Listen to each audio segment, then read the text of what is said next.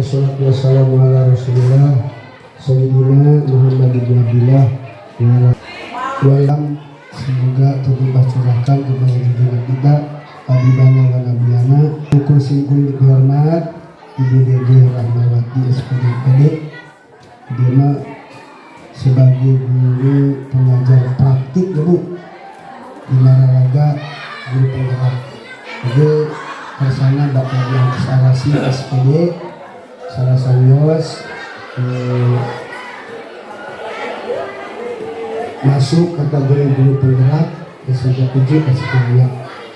Dari dia Bapak Saudara Saudara dipayun mengatur turun ke semuanya kita rambut pesa pilih cari kehadiran di acara diseminasi budaya positif di Nararaga. Pemenuhan tugas Kanceng Abdul Aziz Kanasim SPD Anjana saya serius tujuan tugas memenuhi guru penggerak. Kedua, aku terima kasih di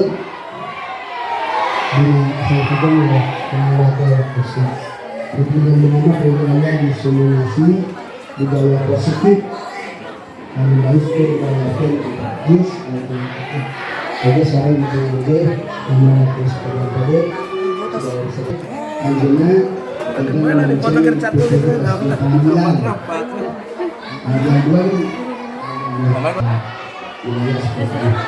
kami sebenarnya satu acara lalu juga sebelum ayat ini kami ibunya berbagi sekali untuk sarjana kami pagi ini ibu dia jadi semua kalian sehat walafiat baladi sabihara sabihari lahir amin ya rabbal alamin. Allahumma salli pertama sikapnya kebulan-bulan bahwa menikmah bahwa yaskin hal banyak pendidikan kita berlangsung saya nanti ngadarkan perkawis budaya positif dari pemenuhan tindak pidana.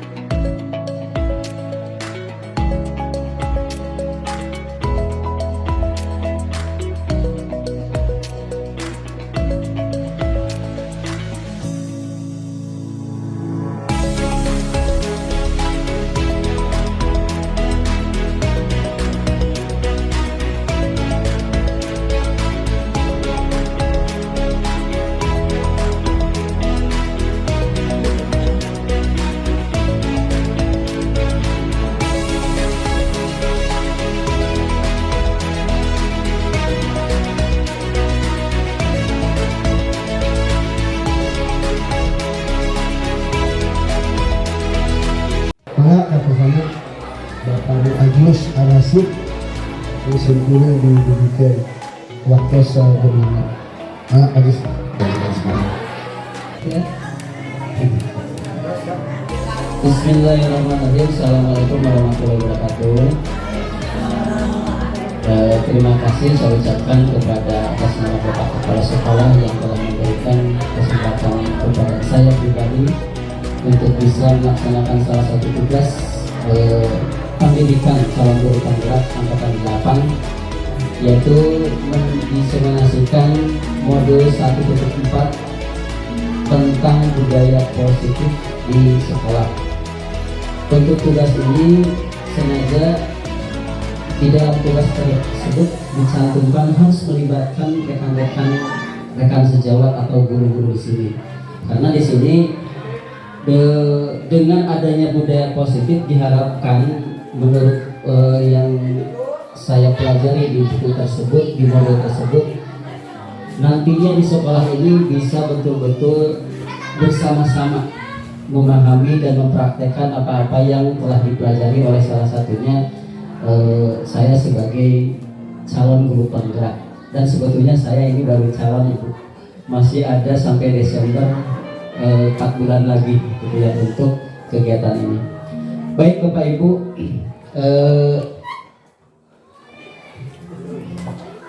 ini untuk pendidikan guru penggerak. Di sebelah kanan ada Ibu Dewi Puspasari, beliau adalah fasilitator CGP, kebetulan di BBGP Jabar, tetapi beliau domisilinya sebetulnya di Batam sebagai guru matematika SMP ya Ibu, SMP.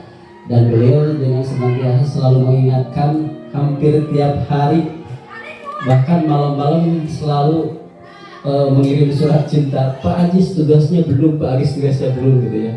Itu salah satu tugas mungkin fasilitator. Yang di sebelah kiri ada Ibu Dede Herawati, pengajar praktik. Kalau misalkan di sekolah mungkin Bu Dede itu adalah wali kelas saya. Beliau yang selalu mengingatkan, menyemangati, karena terus terang Bapak Ibu, dalam program pendidikan calon guru penggerak ini naik turun Bu. Setiap hari harus mengerjakan tugas, dan kalau misalkan ruang kolaborasi secara online itu dari jam 2 sampai jam 4, bahkan kadang-kadang nyambung dari jam 19 ya sampai jam 10 malam. Untung saya sebagai laki-laki, saya nggak membayangkan kalau misalkan seorang istri ya pasti ada apa-apa gitu dengan suami. Walaupun misalkan begitu, saya tetap alhamdulillah bersyukur adanya Ibu Dede yang selalu mendampingi kalau misalkan ya seperti itu. Terus saya masih calon guru penggerak angkatan ke-8, dan kebetulan di Kota Tasikmalaya ini pendidikan guru penggerak itu digabungkan dengan angkatan 7. Kebetulan angkatan 7 yang kemarin itu katanya jumlahnya sedikit ya Bu ya. Jadi sekarang digabungkan dengan angkatan 8. Baik Bapak Ibu, ini kita bahas tentang budaya positif.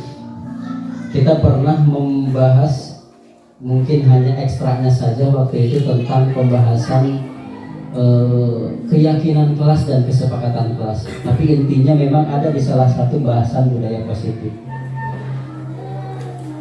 Saya ingin ada yang mengangkat tangan. Apakah Bapak Ibu setuju dengan pernyataan ini? Hukuman dapat mendisiplinkan anak. Boleh yang setuju bisa diangkat? Yang setuju? Yang tidak setuju? Nah gitu ya. Yang tidak setuju, saya tidak akan membahas dulu ya, nanti kita lihat ini. Hukuman dapat mendisiplinkan anak. Ini adalah paradigma yang selalu terjadi yang di sekolah kita, bukan di sekolah kita saja, tapi mungkin di seluruh Indonesia ya. Menganggap bahwa untuk mendisiplinkan anak itu bisa dengan salah satunya dengan hukuman. Apakah itu betul menurut filosofi Ki Hajar Dewantara atau tidak? Nanti kita bahas. Berikutnya, pemberian hukuman dengan hal positif seperti membaca, membersihkan halaman sekolah dapat mendisiplinkan anak. Boleh angkat tangan yang setuju? Setuju. Gak apa-apa, gak apa-apa Pak Anoy. Kita refleksi, memang kegiatan kita, kebiasaan di sekolah, kalau misalkan, oh ini memang seperti ini ya, memang seperti ini.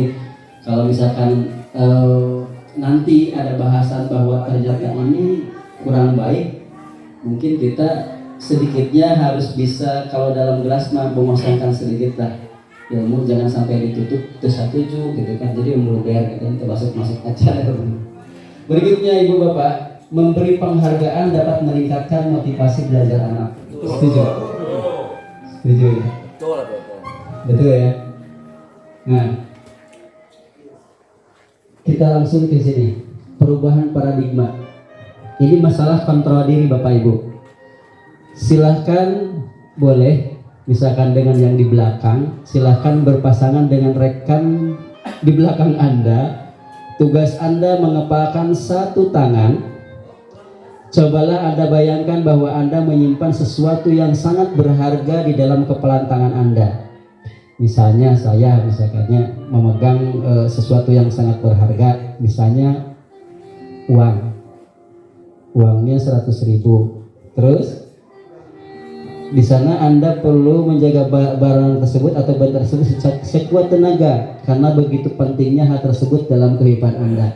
Nanti teman yang satunya, rekan yang satunya bisa tolong untuk membujuk, merayu, bahkan mengancam, bisa gak membuka tangan tersebut pada hari di genggaman itu adalah barang berharga. Contoh misalkan dengan apa Pak Ustadz?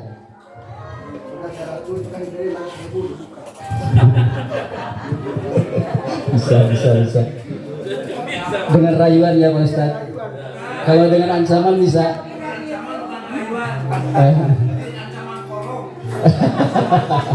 Oh betul. Bukorong jadi muka, jadi leres, bisa.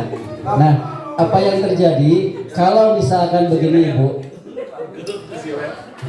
Ibaratkan bahwa kita itu sedang memaksa sesuatu kepada siswa. Siswa kita kontrol dan siswa tersebut nurut. Menurut Ibu yang mempunyai kontrol itu kita atau siswa? Kita. Siswa apa kita? Siswa kita. Oke, ada yang mengatakan kita menyuruh siswa dan siswa tersebut mematuhi kita, bahwa kontrol ada di kita. Ada kata Pak Haji Uto, di siswa kontrolnya. Ada yang mengatakan dari kita. Nah, gitu ya. Nah, di sini apakah Anda membuka telapak tangan Anda? Jika membuka, kenapa alasannya? Kalau misalkan tertutup, apa alasannya? Nah, dalam kegiatan ini sesungguhnya siapa yang memegang kendali atau kontrol untuk membuka atau menutup kepalan tangan? Diri sendiri. Siswa menuruti Anda karena dia mengizinkan untuk dirinya mengikuti perintah Anda.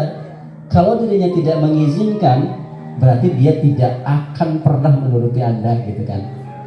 Intinya kontrol itu tidak bisa dipaksakan.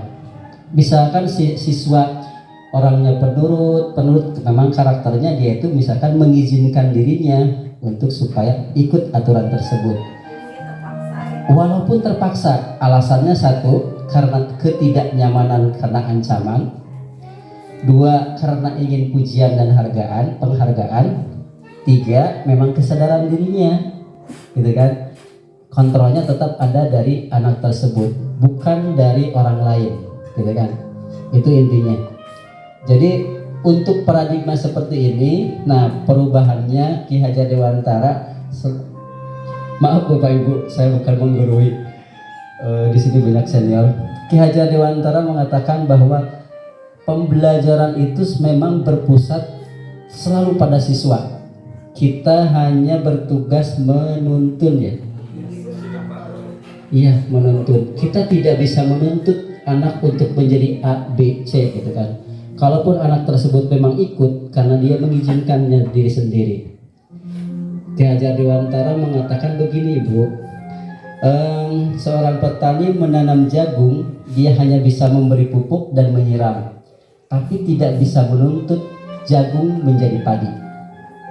Satu. Terus ada lagi filosofi seperti ini. Anak lahir bukan sebagai kertas kosong, tapi anak lahir sebagai kertas yang sudah ada tulisan suram. Tulisan suram negatif tentang sifat dan karakter. Yakin anak dari lahir sudah punya karakter gen. Ada karakter positif. Tugas guru adalah menyamarkan karakter negatif dan menebalkan karakter positif.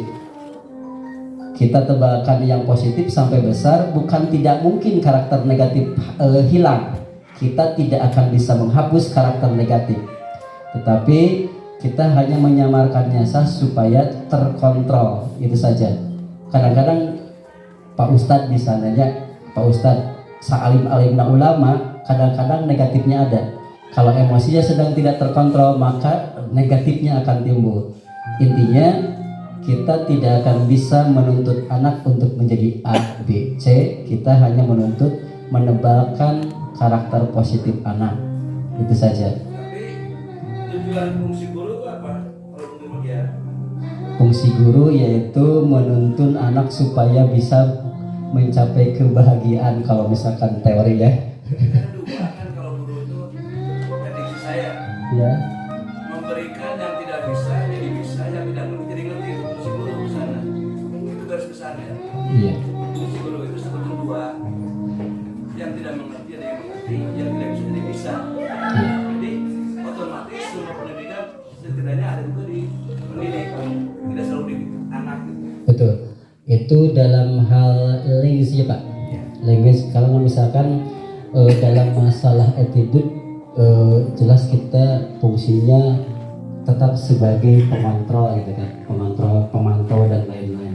Kalau misalkan dalam lens sekarang itu ilmu pengetahuan memang saya ikut guru penggerak asli tertampar, betul-betul tertampar ketika mempelajari, oh geningan saya ngajar teh salah, saya teh ngajar salah.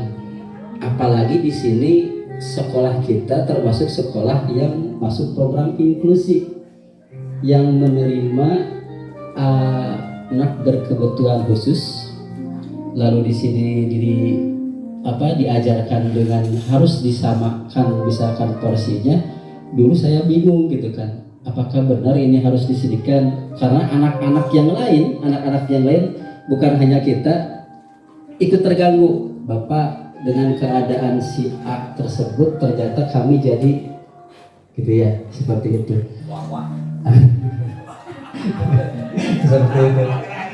Pak Anoy, waktu terakhir saya ikut elaborasi pemahaman Ibu Dede, saya pernah menuliskan itu dan tidak ada satupun yang menjawab. Saya berharap sih waktu itu Pak Ibu itu menjawab bagaimana cara menerapkan penilaian dan pembelajaran untuk anak ABK khususnya di sekolah inklusi dan reguler gitu kan. Ternyata katanya begini, kalau sekolah inklusi itu ditunjuk oleh pemerintah dengan syarat-syarat tertentu. Satu, boleh menerima anak ABK, tetapi harus ada guru pendamping yang betul-betul paham, mendatangkan dari SLB. Kita enggak ya? Nah itu, makanya jadi bingung gitu kan. Kita biasa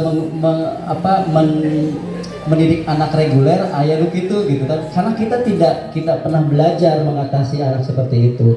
Nah harusnya memang sekolah ini kalau misalkan benar masuk ke sekolah program inklusi, harusnya kita merekrut guru pendamping khusus ABK, harusnya gitu kan. Tapi mungkin entah nanti atau kapan gitu ya. Itu ya salah satunya. Iya seperti itu. Kita lanjutkan Ibu. Paradigma teori kontrol. Kita berbicara masalah pendidikan attitude dulu. Biasanya saya pribadi, ilusi guru itu mengontrol murid seperti yang tadi saya katakan. Yang kedua, ilusi bahwa kritik dan membuat orang merasa bersalah, dapat menguatkan karakter. Contoh, misalnya anak saya minggu kemarin melanggar ngerokok, mungkin ada yang sudah tahu. Nah, kahoyong banyak keinginan teh langsung salah mana teh ngerokok teh ke naon istilahnya tidak baik gitu kan kalau misalkan di lingkungan, apalagi memakai pakaian seragam sekolah. Nah, ini membuat orang merasa bersalah, langsung saklek memvonis. Biasanya ilusinya itu katanya dapat menguatkan karakter supaya anak bisa jauh lebih baik.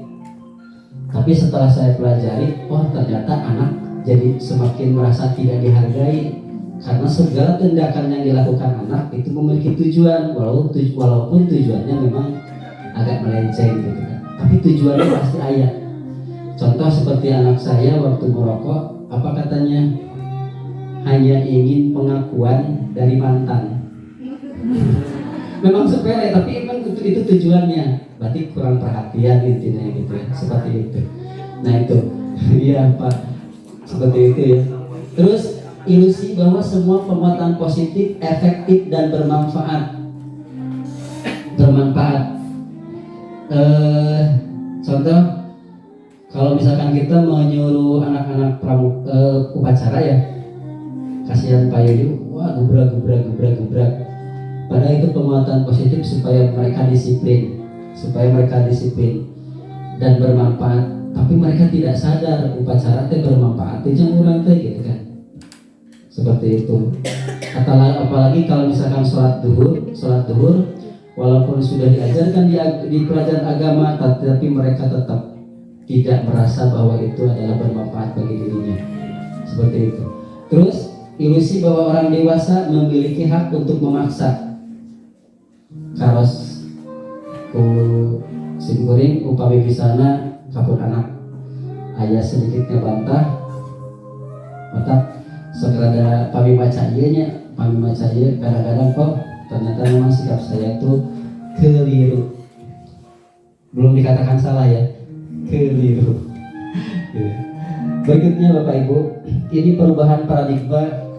Kalau misalkan kita lihat begini, stimulus respon, realitasnya kita itu memiliki kebutuhan yang sama. Padahal teori kontrol seharusnya realitas itu kebutuhan kita sebetulnya berbeda. Saya memiliki kebutuhan untuk misalkan menyelesaikan tugas, ya. Ibu Dede memiliki kebutuhan atau keperluan berbeda pula. Kita harus bisa memahami karena ada teori kontrol di sana. Terus semua orang melihat yang sama, teori kontrolnya setiap orang memiliki gambaran berbeda. Berikutnya kita mencoba mengubah orang agar berpandangan sama dengan kita. Teori kontrolnya kita berusaha memahami pandangan orang lain tentang dunia. Terus perilaku buruk dilihat sebagai suatu kesalahan. Padahal semua perilaku memiliki tujuan kayak tadi ya.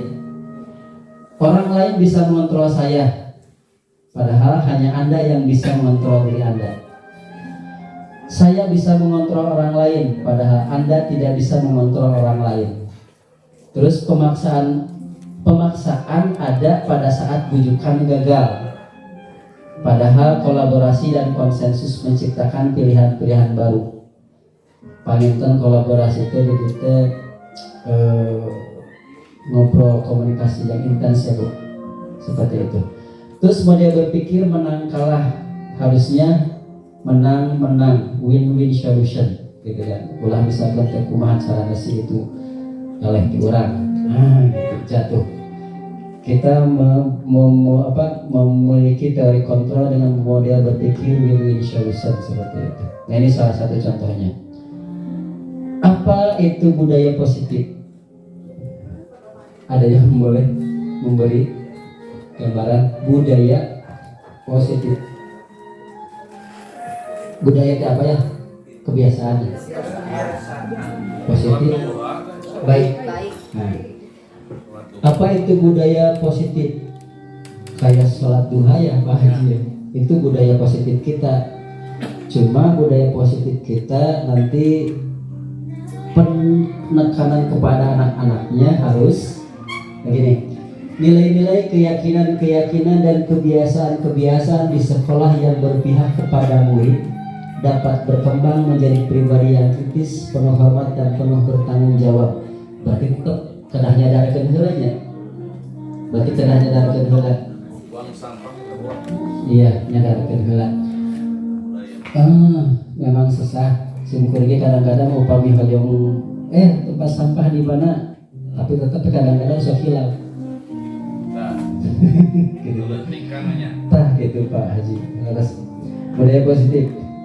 Disiplin positif merupakan suatu cara penerapan disiplin tanpa kekerasan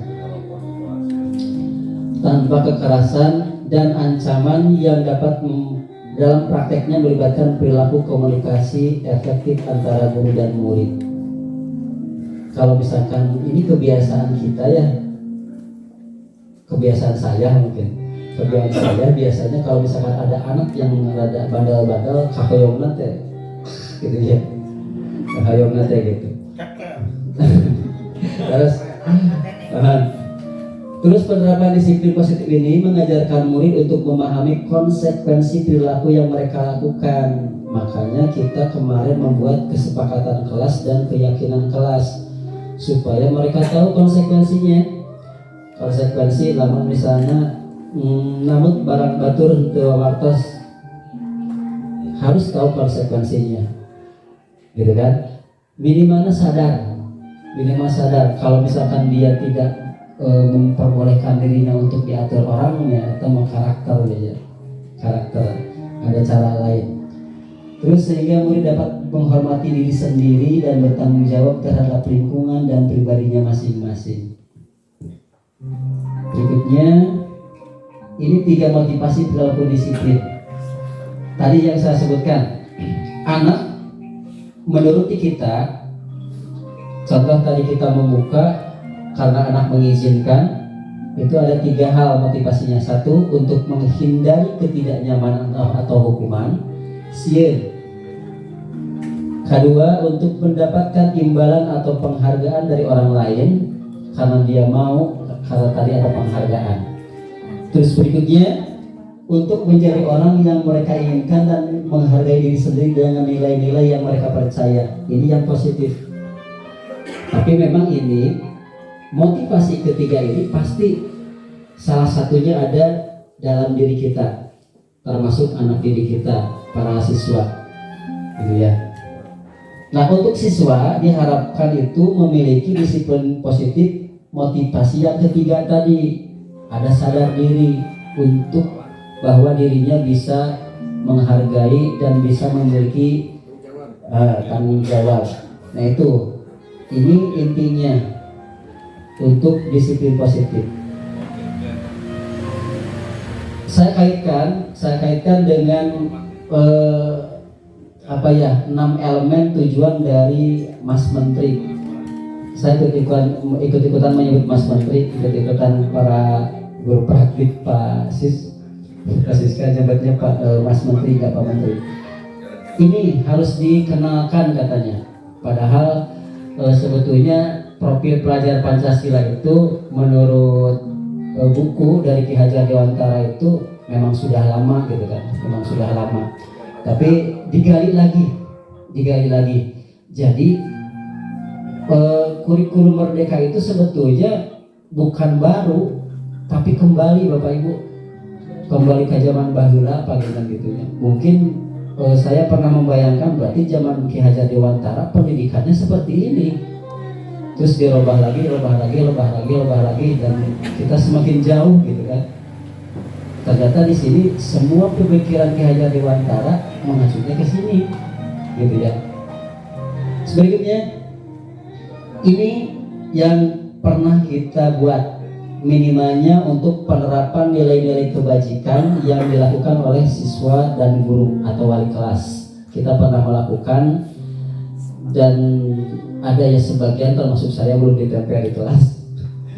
Ada guru-guru yang sudah menempel karena poin-poin ini nantinya anak itu akan terus kalau bisa menurut yang menulis modul itu kalau bisa itu ditulisnya itu di tempat-tempat yang memang mereka selalu lihat kalau misalkan pintu di sebelah sana tempel di palingnya gitu ya. Jadi pas masuk gitu selalu gitu kan. Dan kalau bisa jangan terlalu banyak sampai ke 20 haji aja aktif pisan kelas Bu Haji sampai 20 kesepakatan kelas, wah gitu hebat. Kalau misalkan memang hafal silahkan gitu kan. Tapi kadang-kadang anak-anak itu biasanya ya lebih sedikit itu lebih simpel gitu. Yang penting mereka betul menyadari. Terus kesepakatan lalu di sini ada nilai-nilai keyakinan kelas. Kemarin kita sudah bahas bahwa di kelas ini disiplin, hormat dan tanggung jawab itu menjadi keyakinan mereka. Jika mereka melanggar, maka di sana ada konsekuensi. Konsekuensinya dari aturan. Aturan itu bukan kesepakatan, aturan itu bukan keyakinan, itu berbeda gitu kan. Tapi ini sebagai poin intinya. Nah, ini pernah kita lakukan. Berikutnya Bapak Ibu, budaya positif ini lagi-lagi saya menekankan karena selalu setiap buka modul itu berpihak pada murid gitu ya. Bahkan waktu pertama kali saya buka, jangan pernah melihat murid itu sama, memang beda gitu kan. Jangan pernah mengajarkan gajah untuk terbang. Jangan pernah mengajarkan monyet untuk berenang gitu kan. Dan walaupun alasannya itu adil, sok barudak kerjakan soal nomor sekian adil sih teh. Tapi kan karunya misalkan teh anu rada kurang mah. Iya, makanya Pak Ustadz kemarin itu saya dibimbing sama Ibu Dedeh juga untuk membuat bagaimana sih membuat RPP berdiferensiasi. Pertama, mengenal dulu si anak tersebut kesiapan belajarnya seperti kumaha. Anak tersebut gaya belajarnya audio, visual, apa kinestetik, bergerak. Otomatis Pak Ustadz pas ditinggali ke RPP kita tuh jadi berubah, ada plan A, plan B, plan C gitu kan. RPP berdiferensiasi gitu kan. Kalau misalkan saya menggambar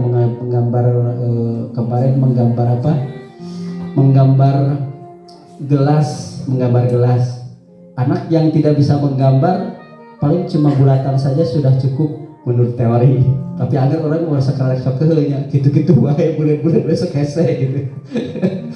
Terus ditinggali, kenapa kamu tidak bisa Pak? Atau dari dia mah hareudang jung keluar. Di luar teh harus ngagambar, kalau kamar teh serba bingung gitu kan. Akhirnya Pak Ustadz untuk RPP berdiferensiasi katanya untuk semester 2 diberlakukan gitu ya. Makanya paling oke kita sama-sama lah ya, sama-sama membuat.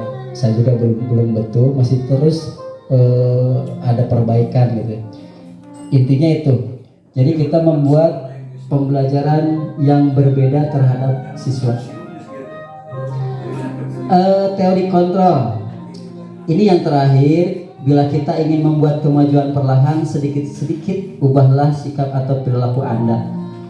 Atau panggilan refleksinya ibunya, refleksi diri untuk membuat perubahan terhadap diri kita. Minimalnya di modul itu selalu begini, mulai dari diri, tidak membahas yang lain, mulai dari diri. Begitu membaca, yang saya baca itu tidak membahas macam-macam, tapi membahas apa yang Anda lakukan sebelum mengenal. Apa pembiasaan Anda kalau misalkan mengajar di kelas bla bla bla bla gitu. Ternyata ngelepat gitu kan. Kebiasaan seperti itu. Terus ini 5 posisi kontrol yang diterapkan oleh guru. Kita posisi kontrolnya sebagai penghukum, simkuring kantos.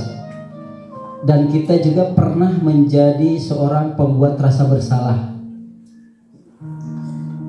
Si anak melakukan kesalahan dan kita langsung menjudge salah gitu kan. Dan kita juga pernah mungkin menjadi seorang teman bagi anak. dan kita pernah menjadi pemantau, dan yang lebih baik di sana adalah menjadi manajer. Tapi kelima ini kata penulisnya itu tidak bisa dihilangkan. Kita bisa menjadi penghukum di satu waktu, kita bisa menjadi pembuat rasa bersalah di satu waktu, karena itu memang kontrol yang harus diterapkan oleh guru. Kita tidak bisa terus menjadi seorang teman bagi siswa ngelunjak. Kita tidak bisa menjadi seorang manajer ke siswa karena anak mungkin tidak paham, gitu kan, seperti itu. Ini 5 kontrol yang sudah kita lakukan, dan ini tidak bisa dilakukan secara bersamaan, pasti hanya dalam satu waktu. Sakapun mah orang bager, sakapun mah orang baik, sakapun orang macuh, segitunya. Tidak bisa menjadi bager sareng galak dihijikeun. Gitu ya. Seperti itu. Berikutnya segitiga restitusi. Nah, ini Bapak, ini sebetulnya pelajaran BK. Ada Bu Linda di sini? Kan? Bu Linda punten singkuring sana singa mamatahan wajah kamari. Ini pelajaran BK, dan saya berusaha mendalami ilmu ini jika ada anak yang merasa bersalah atau melakukan kesalahan. Contoh saya tugasnya begini, Bu. Ini ada validasi tindakan salah. Pertama, anak misalkan mempunyai kasus, mending nonton video namanya.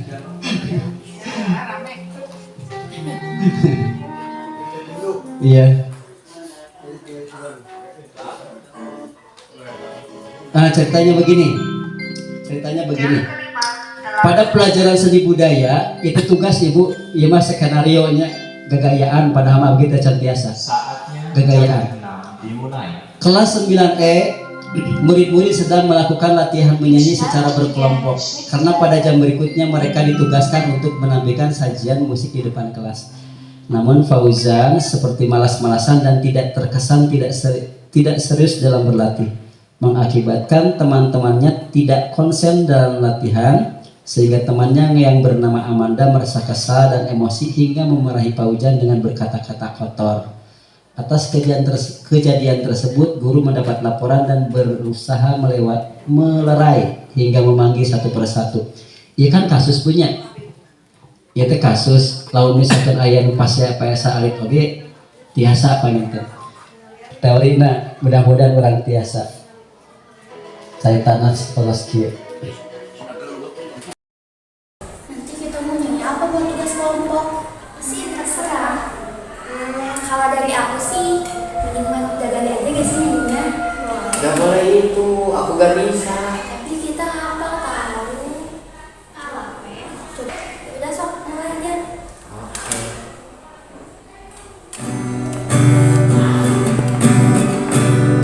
Masanya umur jauh di awan-awan, menek kencang dan bangun hayang karingan, motoran khas kejepang dengan meluh, mengafela hari menangani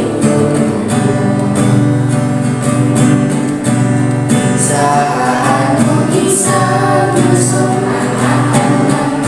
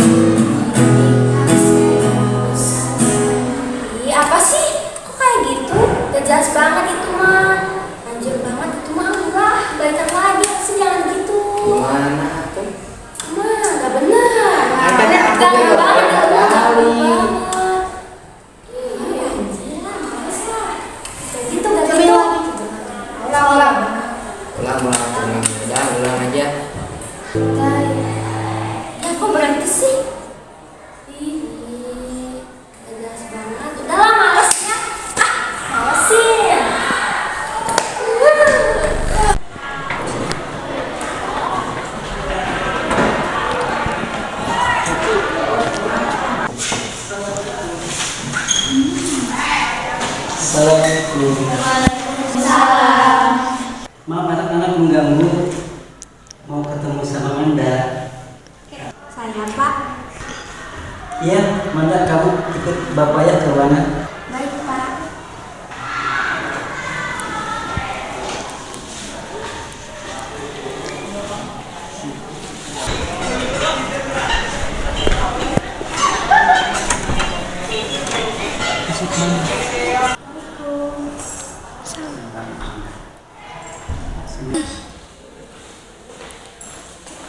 Duduk, Manda.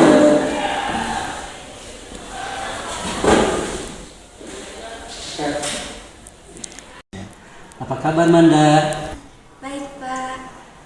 Amanda, coba ceritakan kenapa tadi kamu marah-marah sama Pak Ujan sampai keluar kata-kata kotor. Iya Pak, habisnya saya kesal sama Pak Ujang yang mengganggu latihan. Padahal sebentar lagi kelompok kita akan tampil di depan kelas. Iya, Bapak paham akan kesalahan kamu dan itu sangat wajar terjadi. Tapi untungnya kamu tidak sampai melakukan tindakan yang lebih buruk lagi kepada Pak Ujan. Iya Pak, Menurut kamu apakah tindakan kamu sudah benar? sebetulnya tindakan saya salah Pak. Coba kamu ceritakan, menurut kamu kenapa Pak Ujan sampai melakukan seperti itu? Pak Ujang tidak hafal dan tidak suka dengan lagu yang akan dibawakan oleh kelompok kami. Jadi dia protes, tetapi tidak saya nyalakan Pak. Baik, terus seharusnya apa yang kamu lakukan? Seharusnya saya mendengarkan saran dan keinginan Pak Ujang dan mendiskusikan bersama teman-teman sekelompok kami. Kamu hebat Manda, kamu sudah menyadari kekeliruan kamu dan Bapak bangga akan hal itu. Terus menurut kamu, keyakinan kelas yang mana yang akan kamu ambil? Saling menghormati, menghargai, dan tolong menolong Pak. Ya, betul sekali Amanda. Baiklah, Bapak ingin ke depannya kamu tidak mengulangi kesalahan lagi ya. Ya Pak, saya akan berubah menjadi lebih baik. Sekarang kamu boleh kembali ke kelas dan silahkan baikkan, saling memaafkan satu sama lain. Ya Pak, terima kasih. Sama-sama Amanda.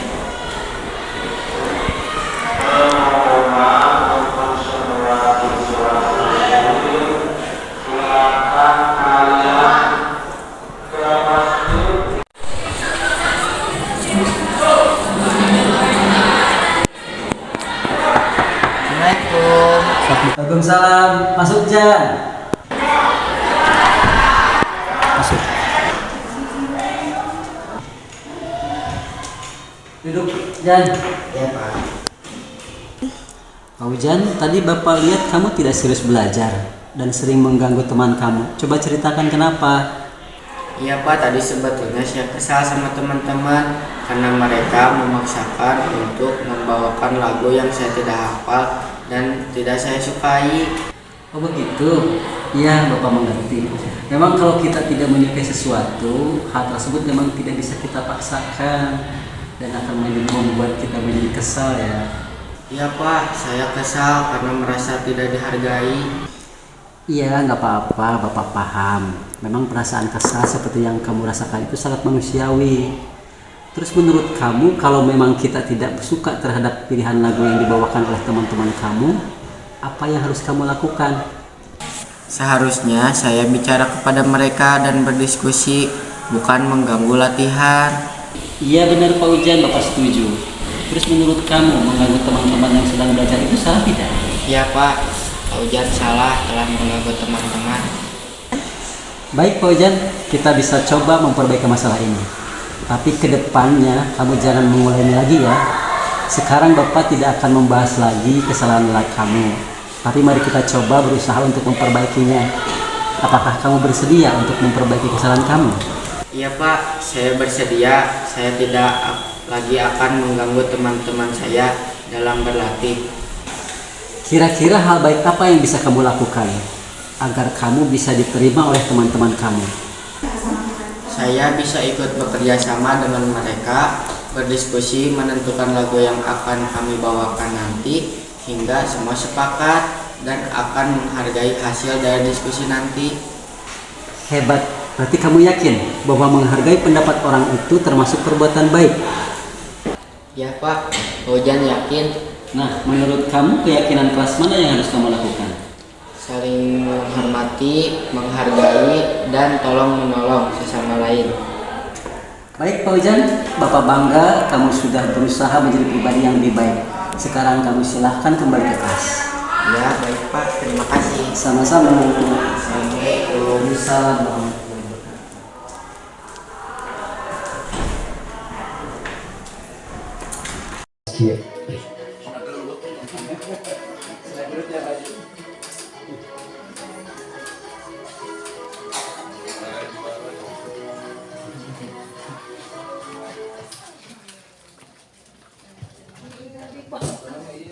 Kegiatan.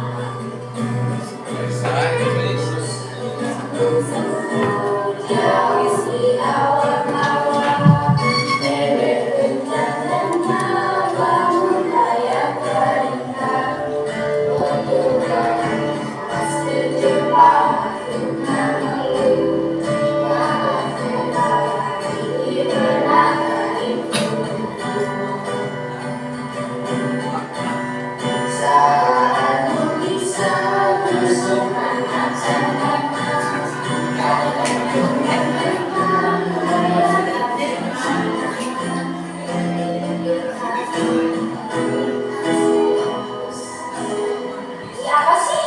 Kayak gitu, udah jelas banget itu mah. Lanjut banget, enggak, datang lagi hasilnya gitu. Wah, gak bener. Gak banget.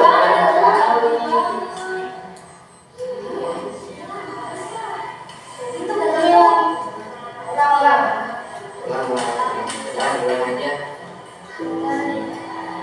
Kok berhenti sih? Wah,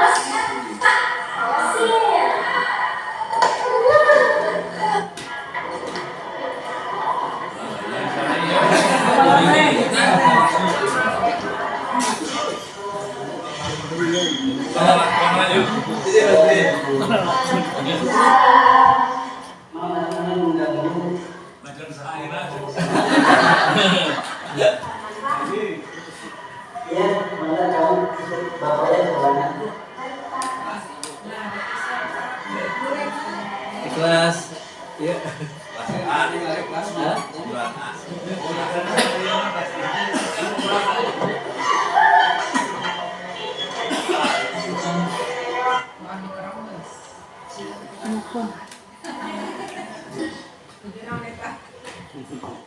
Belajar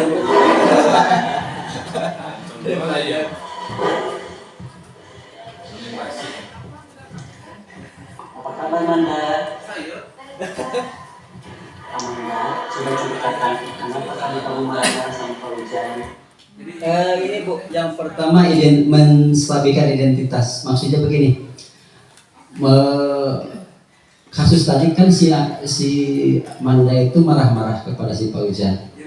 Nah, berarti ditanyakan dulu betul enggak satu, terus kenapa alasannya kenapa bla bla bla bla gitu kan. Nah, itu menstabilkan identitas dulu, betul enggak si permasalahannya seperti itu, dan ini harus menurut versi anak, jangan langsung cie teteh salah gitu menurut teori ini ya, menurut teori gitu ya. Terus berikutnya, ya Pak, bisa saya kesal sama kalian yang mengganggu latihan, padahal sebetulnya kalau kita akan tampil di iya, anak saya hati, saya belajar kerja dan tapi untungnya kamu tidak sampai melakukan tindakan baik. ya Pak. Menurut kamu apakah tindakan itu sudah benar? Berikutnya, validasi tindakan yang salah. Yang merasa bersalah itu bukan dari tuntutan kita, tapi si anak harus mengakui dulu, menurut kamu tindakan kamu itu benar atau salah gitu. Nah si anak nanti kalau misalkan menilai diri sendiri salah, kalau misalkan sudah salah berarti itu validasi yang tadi tindakan yang salahnya sudah dapat, berarti kita ke tindakan yang berikutnya gitu kan teorinya.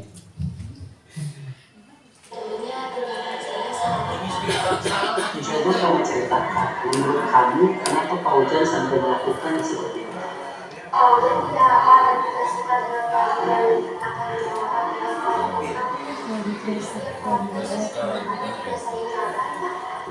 Baik, terus seharusnya apa yang kamu lakukan?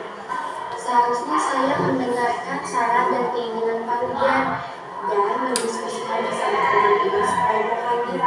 Kamu hebat, Manda. Kamu sudah menyadari kekeliruan kamu dan dapat bangga akan itu. Terus menurut kamu, keyakinan kelas yang mana yang akan kamu ambil? Nah ini sangkutannya dengan keyakinan kelas. Kalau misalkan tadi keyakinan kelas ada disiplin, ada tanggung jawab, ada hormat, berarti harus ditanyakan. Makanya keyakinan kelas jangan terlalu banyak gitu kan. Kalau kesepakatan boleh, tetapi keyakinan kelas jangan sampai 5-7 kalau nggak salah ya Bu deh.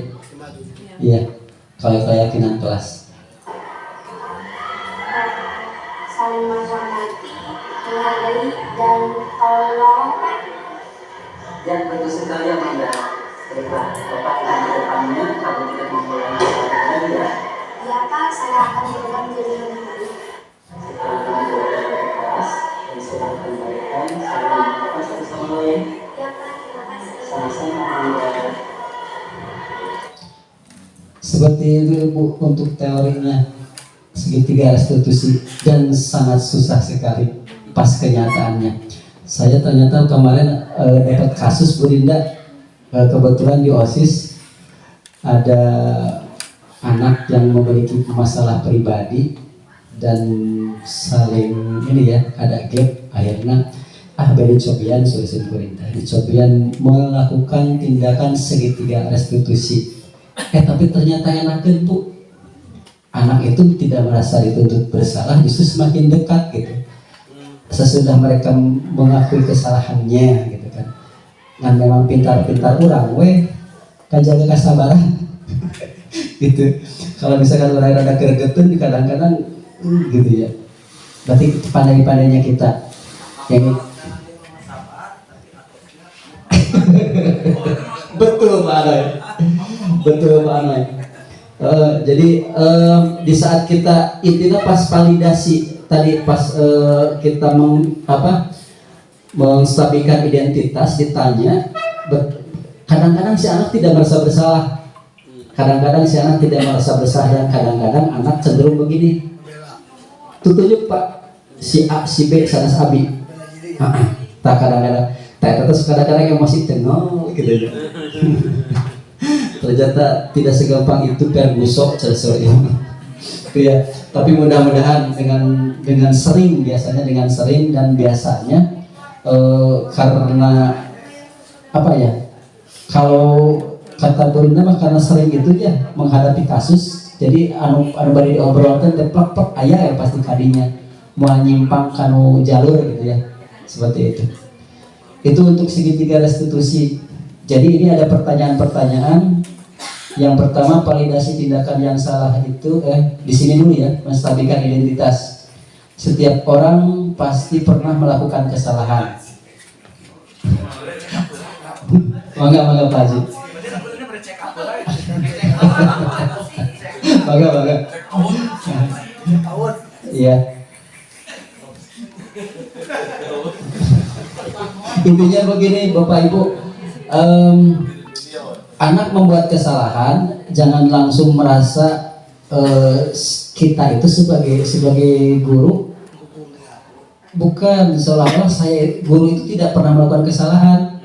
Jadi di sini setiap orang pasti pernah melakukan kesalahan. Nah tadi contoh yang pernah saya bikin videonya itu, si Amanda itu kesel karena si Rehan tadi nggak serius. Berarti iya sih. Betul, pagi kadang-kadang sok karawas gitu kan. Jadi aya sedikit ngadongkrak heula gitu, ngadongkrak heula gitu. Nah itu jadi ke anak itu, oh betul berarti si bapak atau ibu guru juga pernah melakukan salah seperti itu. Nah itu untuk validasi, menstabilkan identitas. Terus validasi tindakan salah ini harus anak yang betul-betul mengungkapkan. Nah kalau misalkan, bahkan kalau misalkan ada solusi di sini, anak itu lebih bagus. Adakah cara yang lebih efektif untuk mendapatkan apa yang kamu butuhkan? Jadi si anak suruh menggali dulu, terus nantinya baru di sini keyakinan kelas apa yang telah kita sepakati, kamu ingin menjadi orang seperti apa, nah gitu ya. Akhirnya tetap kontrol diri Pak Haji. Gitu ya. Ini budaya positif sebetulnya ini tadi tidak terasa sudah sampai 6 ya, budaya positif, nilai dari universal sampai yang terakhir adalah segitiga restitusi. Saya harap tidak puas karena saya pun masih belajar. Mudah-mudahan nanti kalau misalkan ada waktu dan lain kesempatan kita bisa sharing kembali. Itu barangkali Bapak Ibu. Ini saya ambil dari CGP Angkatan 5 dan selalu saya pakai. Mengajar ikhlas, berkembang pantas, mencetak anak bangsa yang berkualitas. Asa pantas tas-tasanana gitu ya. Asa pantas tas-tasanana tapi cinta bagus gitu. Ya, itu barangkali Bapak dan Ibu untuk pengadalan atau sharing tentang budaya positif ini. Kalau misalkan ada kurang sesuatu apa, saya memohon maaf karena saya masih belajar. Oke. Segitu Bu Hana, mangga tiasa di off. Alhamdulillahirobbilalamin.